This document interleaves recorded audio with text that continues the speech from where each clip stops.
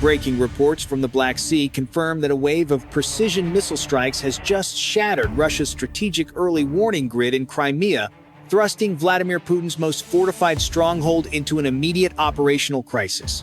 As Russia's massive spring offensive grinds to a sudden halt, over 500,000 troops are now burning through dwindling supplies on a stalled front line. The financial toll is catastrophic, with Moscow's first quarter budget deficit exploding to a staggering $63 billion, completely draining its annual reserves in just 90 days.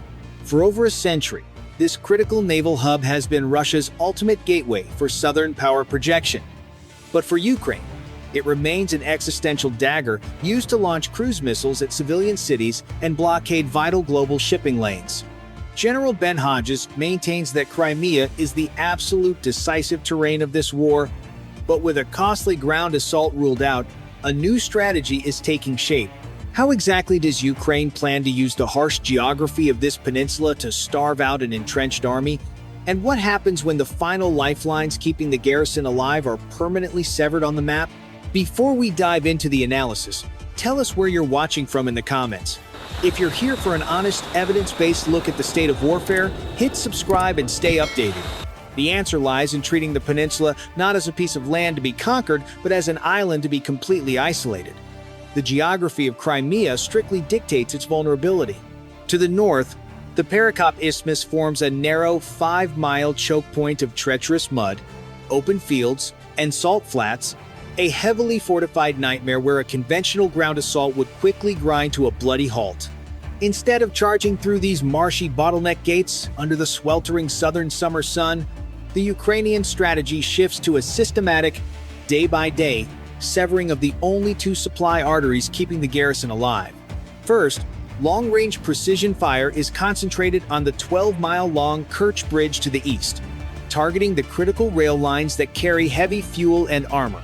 Simultaneously, Ukrainian drone swarms push relentless fire control over the M14 land corridor, a 200-mile highway stretching across the occupied south. As truck convoys are picked off mile by mile, the isolated Russian garrison is forced to rely on vulnerable naval ferries moving across the choppy waters of the strait.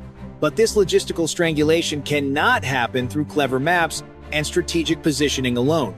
All of these brilliant tactical maneuvers mean absolutely nothing without the actual machines of war, the high-tech hardware that turns geographic theory into devastating reality. To turn geographic strangulation into reality, Ukraine relies on Western precision hardware anchored by the High Mobility Artillery Rocket System, or HIMARS, firing the Army Tactical Missile System. This ballistic missile streaks at speeds exceeding Mach 3. Packing a 500-pound unitary warhead designed to destroy heavily fortified targets up to 190 miles away. Ukrainian F-16 fighter jets deploy air-to-air missiles to clear the skies, while low observable Storm Shadow cruise missiles skim just feet above the waves, carrying an 1,100-pound bunker-busting payload across a 150-mile envelope. On paper, Russia's air defense network is supposedly impenetrable. Anchored by the multi-billion-dollar S-400 Triumph system, which boasts an extensive tracking radar capable of detecting targets up to 370 miles away. Yet, in the real-world environment of Crimea, this high-tech shield has suffered from catastrophic systemic flaws. The S-400 radar grid struggles immensely to isolate small, composite carbon fiber drones and low-flying, terrain-hugging cruise missiles that exploit the radar horizon, leaving the multi-million-dollar batteries blind and vulnerable to asymmetric saturation attacks. These technical vulnerabilities have turned Russia's premier defense grid into an astronomical logistical liability, forcing the Kremlin to constantly replace blown launchers rather than supporting active battlefields.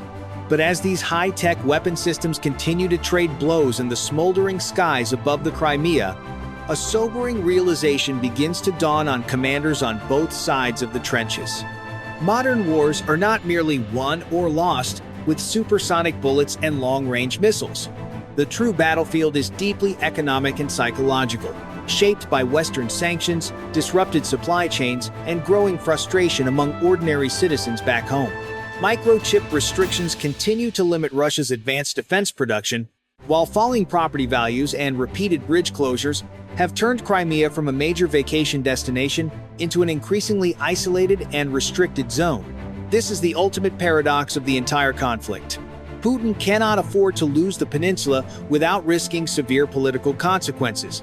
Yet the enormous economic and military cost of holding it is draining resources needed across the rest of Russia's war effort. It is a high-pressure strategic contest, where one major miscalculation could alter the balance of international security for years to come. The profound lesson of this conflict transcends the battlefield and speaks directly to the journey of life. The fortresses we build out of stubborn pride often become the very cages that trap us. True wisdom, especially as the years grant us greater perspective, lies in recognizing when holding on to a past triumph or an unsustainable position begins to drain our inner peace, energy, and joy. Guarding a hollow victory out of fear is a burden too heavy to bear. Ultimate strength is found not in rigid defiance, but in the graceful courage to let go of what no longer serves our spirit. So, what do you think? Can Ukrainian pressure eventually force a Russian retreat? Or will the Kremlin continue to defend Crimea at any cost? Sound off in the comments below. Make sure to hit that subscribe button and turn on the bell icon to stay updated. Thanks for watching.